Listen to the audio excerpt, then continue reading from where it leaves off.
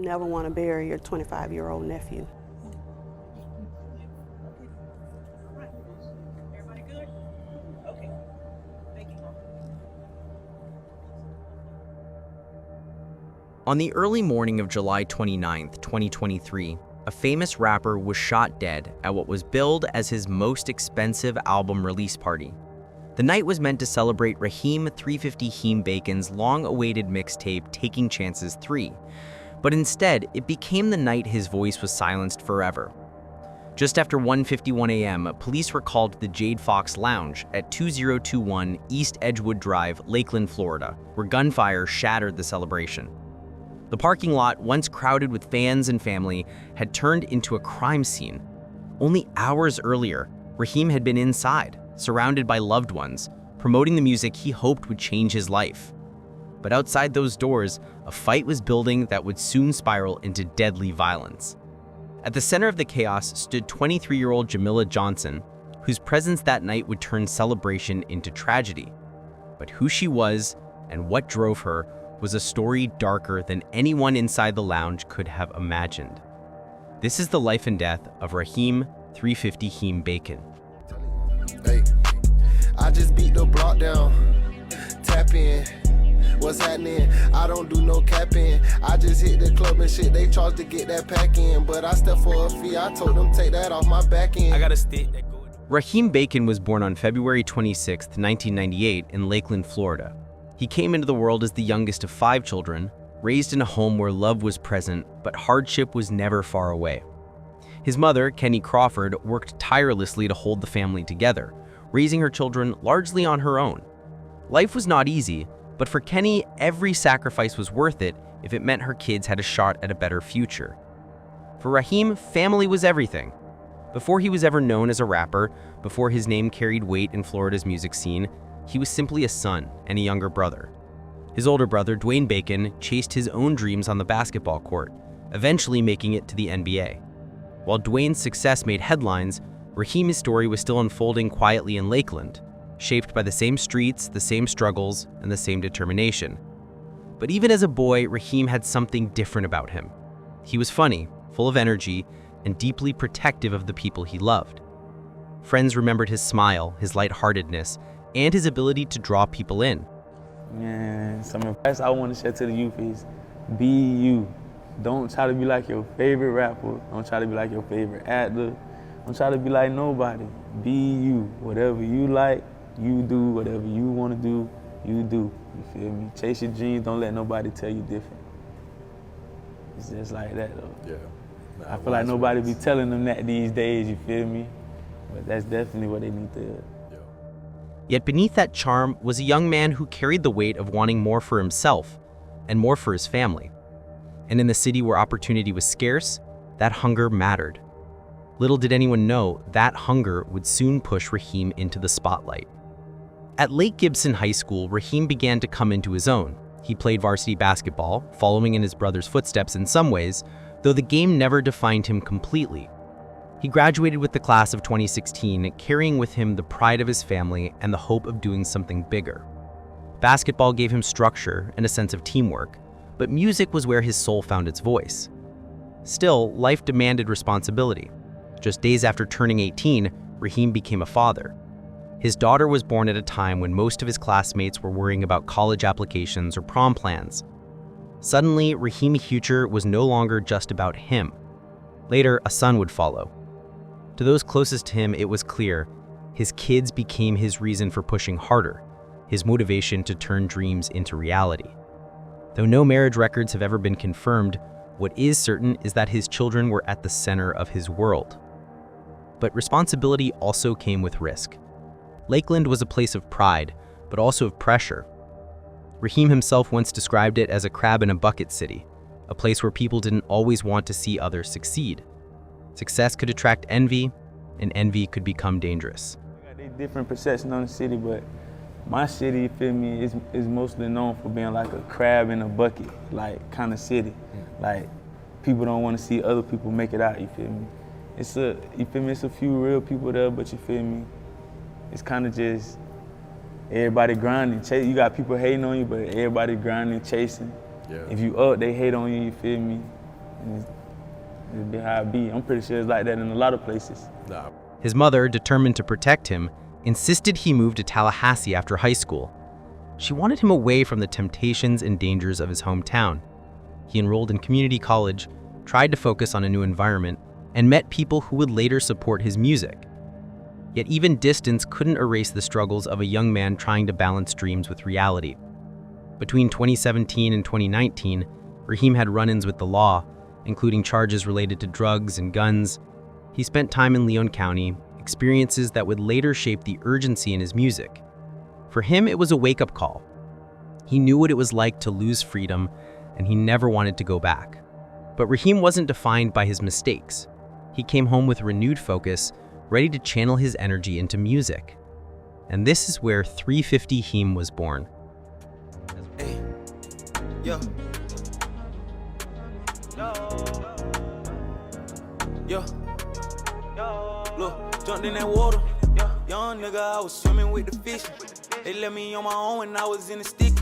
I cut the heat on 350, run the city with my brother in the distance. I passed it, he never missed. As a rapper, Raheem found his lane quickly. His stage name carried weight, blending street grit with ambition. On YouTube, his music began to gain traction, with tracks like Water pulling in hundreds of thousands of views. His sound was described as both melodic and raw, a mix of pain and perseverance. He rapped about love, loss, violence, and survival, all pulled from real experiences. By 2021, his momentum paid off. Raheem signed a deal with Motown Records, a dream for any aspiring artist. That December, he released his project Major League, and suddenly his name was circulating beyond Lakeland. Articles and interviews followed. Blue Magazine profiled him in April 2023, calling his style powerful melodies and street anthems. In that same interview, Raheem spoke about his desire to represent his city and create opportunities for other artists. Being at the forefront of my city, it's on me to keep the light shining. His words carried weight because they reflected not just ambition, but responsibility. He wasn't just rapping for himself, he wanted to open doors for others, to give Lakeland a voice in the larger music scene. And for fans who had followed his rise, his success felt like theirs too. But ambition, especially in a city like Lakeland, could be a double-edged sword. Because while he was carving a name for himself, shadows lingered around him. By July 28, 2023, he was celebrating a major milestone, the release of his latest mixtape, Taking Chances 3. With tracks titled Dangerous Love and Gunshots, the project carried the themes that defined his artistry. To mark the moment, he hosted a release party at Jade Fox Lounge in the Highlands Plaza. He promoted the event heavily on social media, promising an upscale, celebrity-filled night. Even his brother, Dwayne Bacon, was set to appear. For Raheem, this was more than a party. It was a declaration that he had arrived. But celebration and tragedy can sit closer together than anyone realizes. Lurking in that same lounge on the night of the release party was a woman whose presence that night would tilt the night toward violence. Her name was Jamila Johnson, a 23-year-old woman who, at first glance, might have seemed like anyone else in the crowd that night. To those passing by, she didn't stand out as someone who would bring harm. She looked like another young face in a city filled with them, someone blending into the music, the laughter, and the flashing lights of celebration. But her reputation told a different story. Hidden beneath the surface was a dark history of arrests, fights, and reckless choices that would soon foreshadow the violence she was about to unleash. At just 23, she had already built a reputation as someone you didn't want to cross. People who knew her described her as quick-tempered, prone to fights, and unafraid to use force when words weren't enough. She carried herself with a kind of restless energy, like trouble wasn't just around her, but inside her. Johnson grew up in Polk County, Florida, an area where hardship and opportunity often clashed. For some, that environment was a reason to rise above, but for Jamila, it became a breeding ground for conflict. While others tried to escape trouble, she seemed to run headfirst into it. And the court system had the paperwork to prove it. Her first serious brush with the law came in 2018, when she was barely 20. Police arrested her for improperly carrying a concealed weapon. The charge was more than just a technical violation. It raised the unsettling question of why such a young woman felt the need to arm herself illegally. Officers noted she had no permit, no legal clearance, and no valid reason. It was the first clear sign of how reckless she was willing to be. Not long after, in 2019, her name reappeared in arrest logs, this time for marijuana possession. On its own, some might have dismissed it as minor, but for Johnson, it added to a growing record of disregard for the law. It wasn't just one mistake, it was another step in a pattern. Then came the charges that showed just how volatile she could be. Records describe moments when she resisted arrest, refusing to comply with officers. Instead of de-escalating, she pushed back, testing the limits of authority and showing she wasn't afraid of confrontation. On another occasion, she was picked up for fighting in public, dragging her personal chaos into the open where bystanders couldn't avoid it. By 2020 and 2021, these incidents had given her a clear reputation in Polk County, a young woman already comfortable with violence, already unafraid of challenging authority, and already walking the line between recklessness and danger. These weren't isolated mistakes. They formed a timeline, a steady climb toward the inevitable. Each arrest, each confrontation, each charge was like a warning shot, but those warnings went unheeded. And so, despite her history, Jamila still found herself walking freely into Jade Fox Lounge on the night of July 28, 2023, arm in arm with her mother, 48-year-old Regina Orr. They weren't guests of honor, but they weren't strangers to conflict either. What no one inside realized was that this night, meant to mark Raheem 350 Heems-Bacon's proudest moment, was about to be consumed by Jamila's violent tendencies. From the moment Jamila and her mother went into the lounge, conflict already came rushing. They didn't arrive quietly. Just after 12:30 a.m., there was already friction at the entrance. They tried slipping in without paying the cover charge, and when confronted, their frustration boiled over. This led to a heated back-and-forth argument about them paying. Jamila and Regina were adamant to not pay. But as the argument extended, they eventually caved and handed the money. To everyone else, it seemed like a small hiccup in the night. But for Raheem's family, it was the first sign of what was coming. Inside the club, the energy was still alive.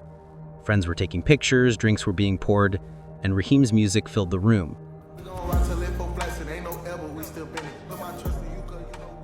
But by 1:30 a.m., something began to shift.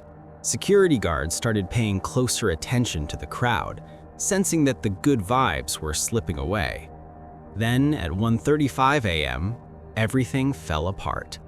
In the middle of the lounge, Regina Orr suddenly hit Raheem's mother, Kenny Crawford. That single punch set off an explosion.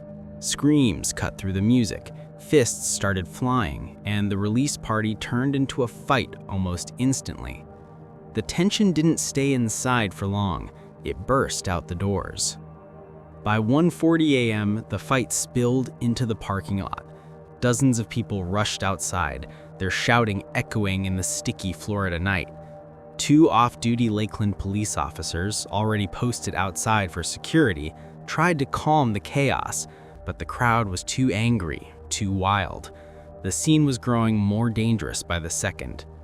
And then came the sound that froze everyone.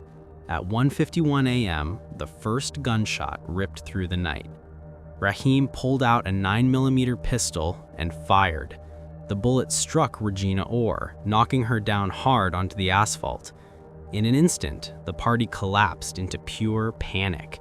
People screamed, ducked, and scattered in every direction. But this was only the beginning of the nightmare.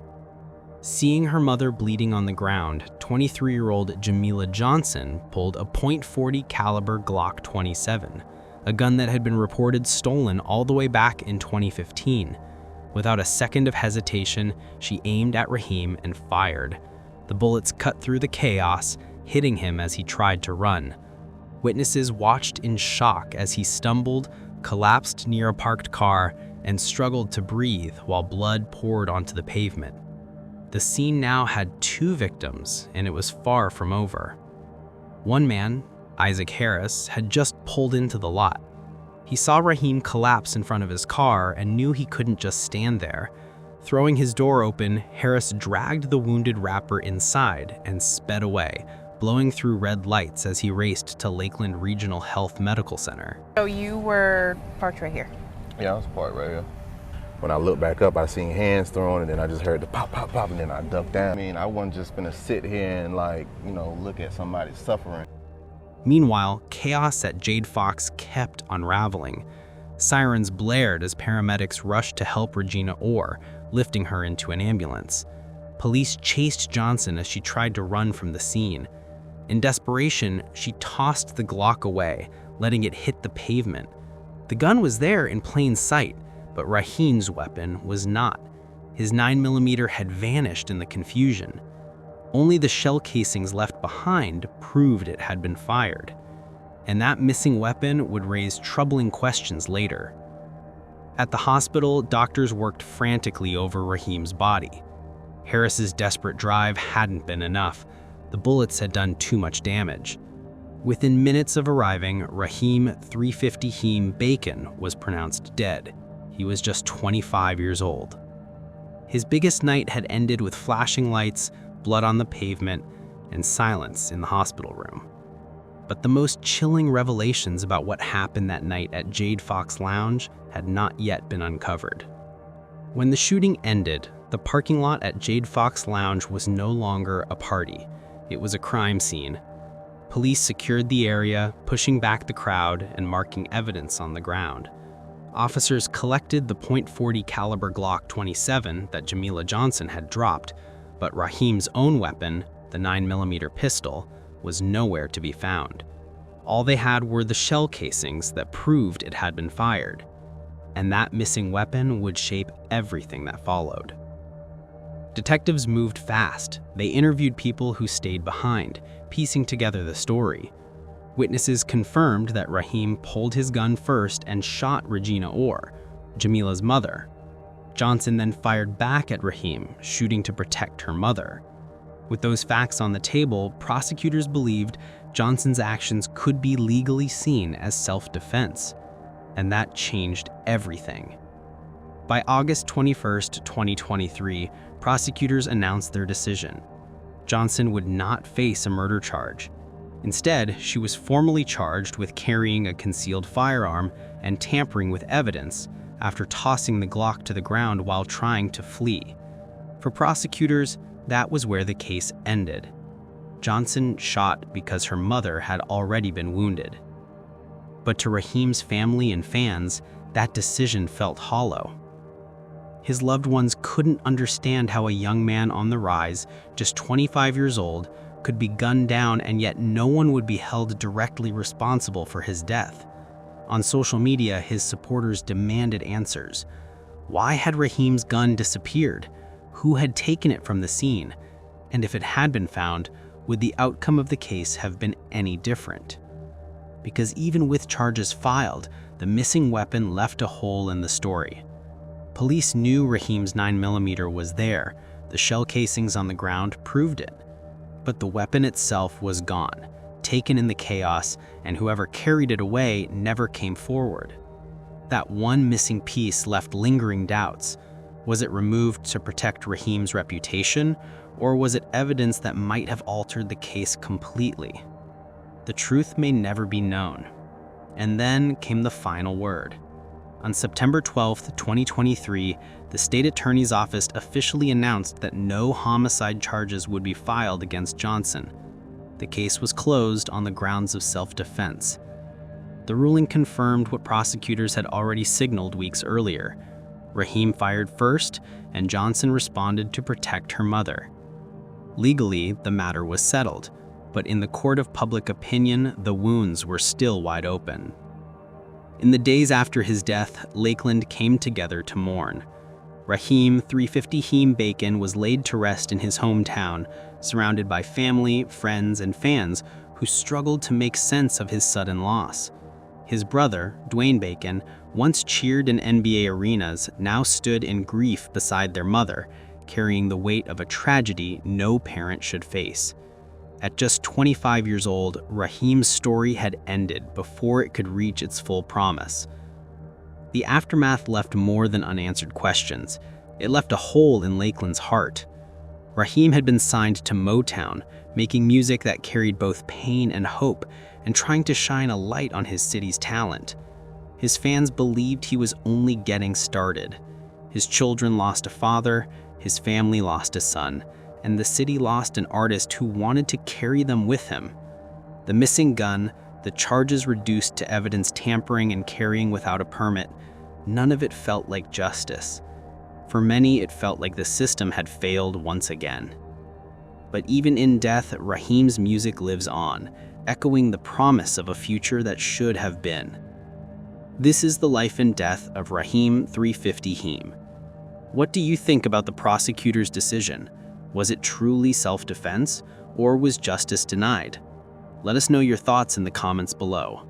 If you found this story important, don't forget to like, share, and subscribe. More stories like this deserve to be told, and more voices like Raheem's never deserve to be forgotten.